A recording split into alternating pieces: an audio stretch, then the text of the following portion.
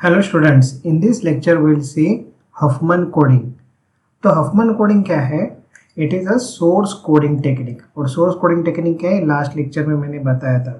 Suppose a source emits a messages like A B C and so on, then encoding of this one is known as source coding. So A को suppose आपने beats assign किया 0 1, B को beats assign किया 1 0 and सी को assign किया let's say 1 1 and so on. This procedure is known as source coding. और Huffman coding कौन सा है? सो वेरिएबल लेंथ कोडिंग है। What do mean by variable length coding? जो सिंबल का probability of occurrence is less, there the code word length will be more, and if the probability of occurrence of any symbol is more, then the length of the code word is less. So Huffman coding is a variable length coding. One more property is there of Huffman code, that the codes generated by the Huffman codes are prefix code. और ये prefix code क्या है, ये last lecture में detail में हम लोग ने देखा है। सिंपल एग्जांपल लेके बता देता हूँ। Let's say there are n number of messages m1 m2 m3 up to mn, और हफमन कोडिंग से आप सपोज अपने कोड वर्ड जनरेट किया। Of course we will see the algorithm C1 C2 C3 Cn। Basically C1 C2 क्या है? They are patterns of zeros and ones. बराबर है, आपने उसको बीट्स असाइन किए in terms of zeros and one. Now, if you consider the code of M1, that is C1 over here, then C1 won't be a prefix in any of the code word. Similarly, C2 won't be occurring as a prefix in any of the code word in this set of symbols. Similarly, C3 won't be there as a prefix in any of the code word over here. ये नहीं रहता है, इसके लिए इसको बोलते हैं prefix code। चलो, तो पहले ये लेक्चर में हम लोग देख लेंगे algorithm and then we will solve two numericals based on Huffman coding. तो एल्गोरिथम क्या बोलता है? The source symbols are arrange in order of decreasing probability. ये तो काफी सिंपल स्टेप है। Then the two of lowest probability are assign bit 0 and 1। Okay, then combine the last two symbols and move the combined symbol as high as possible. अभी ये क्या बोल रहा है? Then combine the last two symbols. तो जो सबसे कम probability वाले जो दो सिंबल रहेंगे उनके प्रोबेबिलिटी को ऐड करके you have to place that added symbol appropriately. Appropriately means what? Let's say अगर आपके पास ये सिंबल है S1 S2 dot dot dot up to Sn, n number of symbols are there and they are arrange in a decreasing order of their probability. अभी आपको क्या करने का है? ये सबसे जो कम प्रोबेबिलिटी वाले ये जो दो सिंबल है उनको ऐड करने का है। सो इनकी प्रोबेबिलिटी ऐड करने के बाद you have to place it appropriately. Appropriately मतलब क्या? Always these symbol should be arrange in a decreasing order of probability. Suppose ये दोनों का ऐड करने का प्रोबेबिलिटी Sn-2 से ज़्यादा हो गया, then you will place this added probability over here. Basically इधर ये वैल्यूज रहते हैं, हम लोग न्यूमेरिकल सॉल्व करेंगे तो और ये क्लियर हो जाएगा। और Sn-2 का प्रोबेबिलिटी उससे कम हो जाएगा। लेट से अगर कम है तो ये वैल्यू ऊपर आपको प्लेस करने का है and Sn-2 will be over here. Similarly you have to go on doing this thing. So पहले स्टेप में आपके पास n सिंबल्स रहते हैं, subsequently the number of symbols goes on decreasing. फिर n-1 हो जाएंगे, n-2 हो जाएंगे and you have to carry out this procedure till you get the addition of the probability as 1.0। तो इधर तक आपको ये करने का है और आप ये बोल सकते हैं कि there is only one symbol left in this process. अभी फोर्थ स्टेप बहुत ही इंपॉर्टेंट है। Code for each symbol is found by moving backward. तो ये क्या है? जब ये न्यूमेरिकल आएगा तभी देख लेते हैं। अच्छा, अभी ये जो स्ट्रक्चर बना रहे हैं उसको बोलते हैं हफमन ट्री। तो ये हफमन ट्री बनाना काफ़ी सिंपल रहता है, हम लोग बीट्स भी इजीली असाइन कर सकते हैं, but writing of a code from this tree is tricky. तो वो थोड़ा हम लोग अच्छे से देख लेंगे। चलो अभी न्यूमेरिकल देख लेते हैं। क्या है न्यूमेरिकल में? देखो, देयर आर 3 सिंबल्स। सिंबल क्या है? P N B and probability of occurrence of this symbols are mention. क्या है? समेशन करके 1 हो रहा है। यस, वो क्या बोल रहे हैं? You construct codes using Huffman algorithm, you calculate entropy, average code word length, efficiency and redundancy. तो पहले हम लोग हफमन कोड बना देते हैं and then will calculate all these parameters. तो प्रोसीजर में क्या दिया है? You take the symbols and you arrange them in decreasing order of their probability. तो ये देखो, ये मैंने डिक्रीजिंग ऑर्डर में इधर अरेंज कर दिए गए। अभी according to the procedure First of all, we'll complete the Huffman tree and then we'll assign the bits zeros and 1. अभी Huffman tree कैसे कंस्ट्रक्ट करने का है, तो पहले जो दो सिंबल है सबसे कम प्रोबेबिलिटी वाले उनको ऐड करके you have to place that added symbol probability appropriately. तो ये एडेड प्रोबेबिलिटी इधर कितना हो जाएगा 0.27. So of course that is less than the probability of this one. सो 0.73 तो इधर ही रहेगा और ये 0.27 उसके नीचे आ जाएगा. ये देखो पहले स्टेप में आपके पास 3 सिंबल है, अभी सब सिंबल सबके कम हो गए हैं. Now you have only 2 symbols. तो ये स्टेप इधर दिखाया गया है. ये देखो ये एडेड करके आपको ये ऐसा दिखाने का रहता है. इसके लिए जब भी ये न्यूमेरिकल आता है आप ध्यान में रखिए, if more number of symbols are there you leave at least 1 line in between these 2 symbols. अभी इसमें सिंबल्स कम है, इसके लिए मैंने ये 2 लाइन इधर छोड़ दिया है. आगे जैसे मैं इस पेपर पे लिखते जाऊंगा तो आपको एक क्लियर आइडिया आ जाएगी. तो ये 0.27 इधर आ गया. अभी हफमन ट्री पहले हम लोग कंस्ट्रक्ट कर रहे हैं, फिर ये दोनों को ऐड कर दो and the probability turns out to be 1.0. तो अपना हफमन ट्री तो हो गया है. और इसको हफमन ट्री क्यों बोलते हैं? सो ट्री का स्ट्रक्चर जैसे रहता है, you have a root, branches, leaves, ये टाइप का स्ट्रक्चर इधर बन गया है. इसके लिए इसको बोलते हैं हफमन ट्री. तो हफमन ट्री बनाना तो काफ़ी सिंपल रहता है. इसके बाद वाला स्टेप रहता है you assign zeros and ones. अभी जीरोज और 1 कैसे असाइन करने के हैं? सो जिधर भी आपने एडिशन किया है तो ऊपर के सिंबल के लिए आपको 0 असाइन करने का है और लोअर सिंबल को आपको 1 असाइन करने का है. सो जिधर भी एडिशन हुआ है there you write down 0 for the upper symbol and you assign bit 1 for the lower symbol. तो ऐसे करते करते आपको हफमन ट्री में बीट्स असाइन करने के. अभी इंपॉर्टेंट है कोड वर्ड. कोड वर्ड कैसे फाइंड आउट किया जाता है? अभी इसमें देखो ये न्यूमेरिकल में मैंने खाली 3 ही सिंबल लिए हैं. ओके, तो ये कोड वर्ड फाइंड आउट करना काफ़ी सिंपल है. जैसे आगे के न्यूमेरिकल में देखेंगे अगर 5 सिंबल है, 8 सिंबल है, तो ये कोड वर्ड रीड करना थोड़ा डिफिकल्ट हो जाता है. बट देख लेते हैं कैसा रीड करने का. सो अभी आपको ये पी सिंबल का कोड वर्ड लिखने का है. So you start at this point and you reach up to 1. So मैं इधर हाईलाइट कर रहा हूँ, ये देखो ये पिंक कलर से. So this is the path that is followed from this symbol, or you can say from this probability, to reach 1.0. And while traveling this path, only one bit is encountered over here, or you have visited only one bit over here, and that bit is 0. So इसका code word हो जाएगा खाली एक bit का, वो रहेगा 0. अभी आपको n का कोड वर्ड फाइंड आउट करने का है. तो you start at this point. अभी ये मैं ग्रीन कलर से इसमें मार्क कर देता हूँ so that you will get a clearness. तो इधर से आप इधर गए, ये देखो ये इधर ऐसे गए and then you have reach up to this point. And while moving from this point to up to 1.0 you have visited 2 bits, so 0 and 1. अभी ये कैसे लिखने का है? तो अगर एल्गोरिदम में देखिए इधर उन्होंने क्लियरली लिखा था. क्या लिखा था एल्गोरिदम में? Moving backward. तो बेसिकली हम लोग सिंप्लिसिटी के लिए क्या करेंगे, इधर से इधर जाएंगे. पहला बीट आ गया है 0, so that will write towards the extreme right. और फिर ये बीट आ गया है 1, so that will be over here. 0 1 नहीं होगा. 0 1 आपको ऐसे दिख रहा है बट आपको लिखते समय ये ऐसे लिखने का है. या फिर आप बोल सकते हैं कि आप इधर से ऐसा ट्रैवल हो रहे हैं and then you are writing in this manner. Okay, आप ऐसे इधर से इधर तक जाओ या फिर आप इधर से इधर जाओ बट लिखते समय उल्टा लिख दो. तो ये ध्यान में रखो. अगर आप 0 के बदले 0 1 लिख दोगे तो ये प्रीफिक्स कोड नहीं होगा. और अभी हम लोग लास्ट सिंबल के पास जाते हैं, वो है V. And the path that you have to travel from V, that means from this probability to 1.0 is this one. And 2 bits are visited and they are nothing but 1 1. So the code word is 1 1 over here. So ये clear है आपको कैसे code word लिखने का है. P और week में लिखने में कोई भी प्रॉब्लम नहीं था. एन के लिए क्या हुआ था, 0 और 1, ये पैलिंड्रोम नहीं है. ओके, कि कैसे भी आप रीड करें और लिख दो. वी के लिए वो प्रॉब्लम नहीं था. तो एन के लिए देखो ये 0 और फिर 1, फिर इधर 0 लिखने का, इधर 1 लिखने का. ये मैं बार बार रिपीट कर रहा हूँ, तो एक बार ये ध्यान में आ जाएगा तो आप कोई भी ट्री में से, हफमन ट्री में से कोड वर्ड आप काफ़ी इजीली लिख सकते हैं. चलो अभी आपको कोडवर्ड लेंथ फाइंड आउट करने का है. तो ये देखो कोडवर्ड तो लिखा गया है. कोडवर्ड लेंथ लिखना काफ़ी सिंपल रहता है. इसमें एक ही बीट है तो इसका कोडवर्ड लेंथ हो गया 1, ये हो गया 2 और इधर आ गया 2.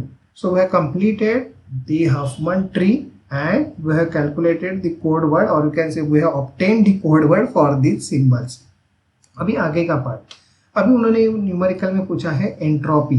तो एंट्रोपी कैलकुलेट करने का आपको फॉर्मूला तो मालूम है, entropy is denoted by H. Entropy is nothing but the average information per message और you can say average information per symbol. Okay, तो इसका फॉर्मूला है negative summation P I log of P I to the base 2।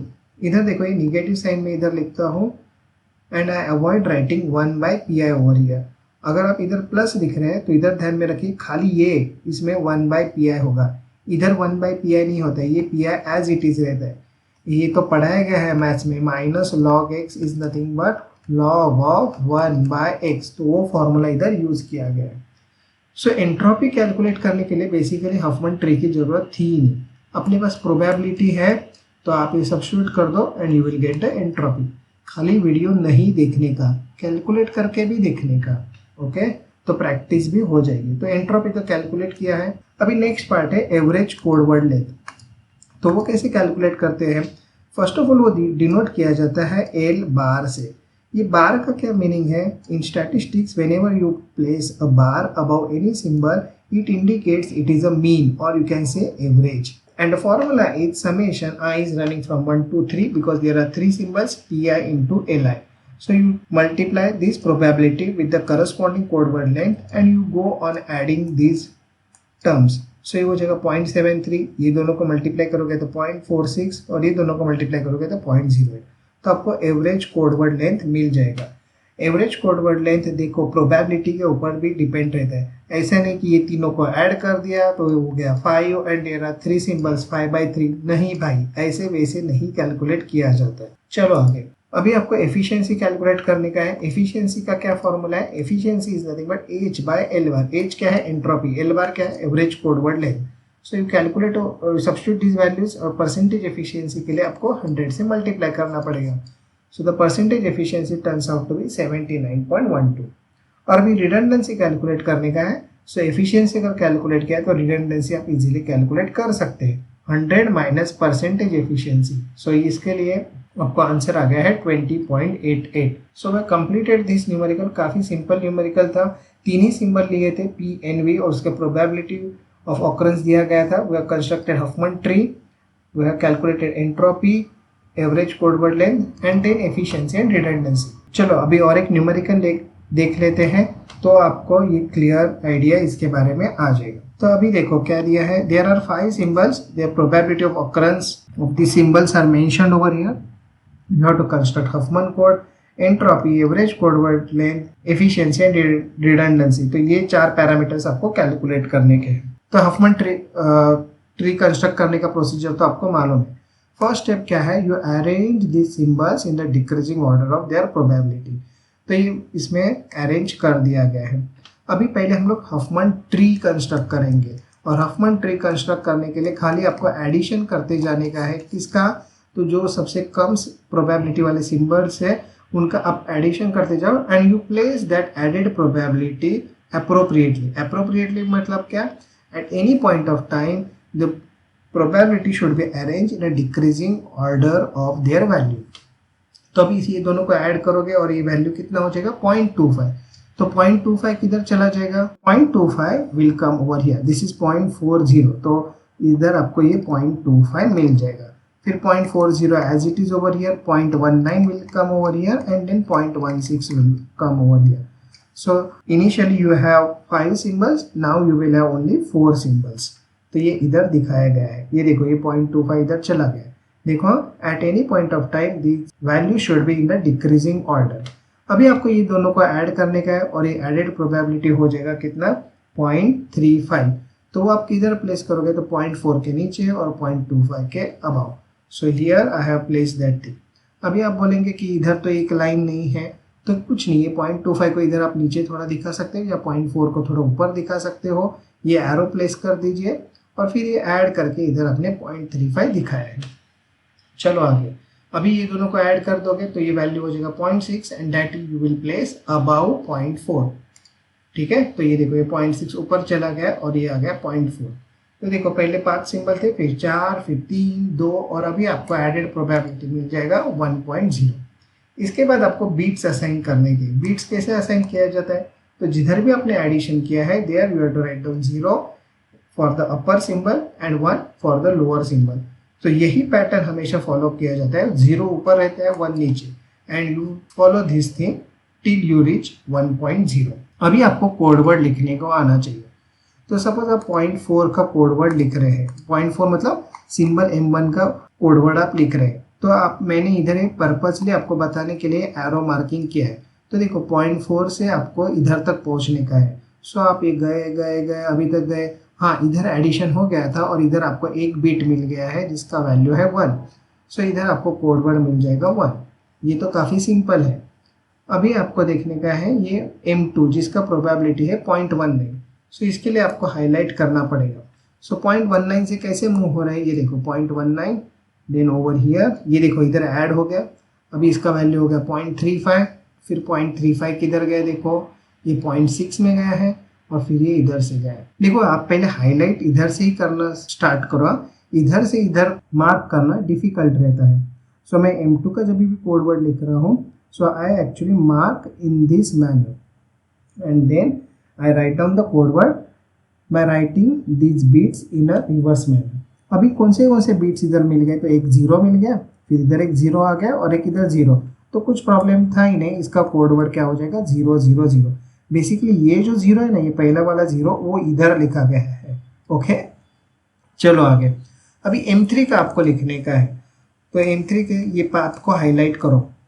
सो ये path इधर highlight किया गया है, पहला बीट इधर क्या आ रहा है 1, सो वो ये 1 इधर लिखा जाएगा। अभी आप M3 का कोड वर्ड लिख रहे हैं, हाँ सो ये 1 इधर आ जाएगा, फिर इधर आ जाएगा 0 and then you will get 0 over here. अभी क्लियर है थोड़ा writing of the code word from the Huffman tree. चलो आगे M4 का भी आपको लिखने का है, तो ये मैंने पाथ हाईलाइट कर दिया है। तो पहला बीट इधर आपको मिलेगा 0, तो 0 I am writing towards extreme right. Then अभी इधर कुछ भी नहीं है, इधर बीट है 1, so 1 will be over here and then 0, तो ये 0 इधर चला गया। सो ये M4 का ये कोड वर्ड है। And last one for M5, सो ये पाथ हाईलाइट किया गया है। तो फर्स्ट बीट आपको मिल रहा है 1 और फिर आपको मिल रहा है फिर से 1 and then you are getting 0। So ये इधर तक मिल गया। ये 1.0 ये एडेड प्रोबेबिलिटी है, ये बीट नहीं है, ठीक है ध्यान में रखें। तो हम लोग ने ये पांचों सिंबल्स के कोड वर्ड फाइंड आउट कर दिए हैं। खाली वीडियो नहीं देखने का, थोड़ा ये एग्जीक्यूट करके भी देखने का। फिर code word length find out करना काफ़ी सिंपल है। 1 bit over here, 3 bit for M2 and 3 bits for M3, M4 and M5। So that is mention over here. अभी आपको कैलकुलेट करने का है एंट्रोपी। एंट्रोपी के लिए तो आपको खाली प्रोबेबिलिटीज लगती है, तो ये प्रोबेबिलिटीज इधर सब्स्टिट्यूट कर दिए ये फॉर्मूला में। Don't forget this negative sign and calculate this thing. Entropy का यूनिट रहता है बीट्स पर मैसेज या बीट्स पर सिंबल। तो ये न्यूमेरिकल के लिए एंट्रोपी कितना आया है 2.149 beats per symbol. Next part रहता है आपको average code word length calculate करने का है, which is denoted bye L बार। और इसके लिए आपको ये टेबल लगेगा। सो 0.4 into 1, 0.19 into 3, 0.16 into 3, 0.15 into 3 plus 0.10 into 3। तो ये सब टर्म्स इधर आपको लिखने के हैं।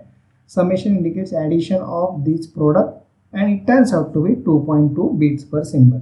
सो H और L बार आपको मिल गया है, और H और L बार मिल जाते तो हम लोग एफिशिएंसी कैलकुलेट कर सकते हैं। It is turning out to be 97.68 and then you are getting redundancy as 2.32।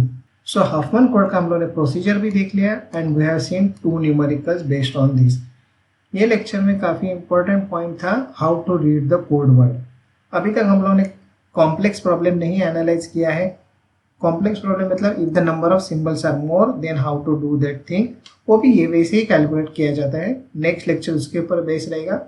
And if late से अगर ये 2 प्रोबेबिलिटी को मैं ऐड करता हूँ and the values are arrange in such a manner, जो एडिशनल प्रोबेबिलिटी है, एडेड सिंबल का प्रोबेबिलिटी है, वो अगर कोई भी एक सिंबल के प्रोबेबिलिटी के साथ अगर मैच हो गया, मतलब टाई हो गया, टाई बोलते हैं ना हम लोग, दोनों टीम ने अगर सेम स्कोर किया है तो उसको हम लोग बोलते हैं कि मैच टाई हो गया, तो उधर सुपर ओवर में जाता है। इधर कैसे सुपर ओवर नहीं रहता है।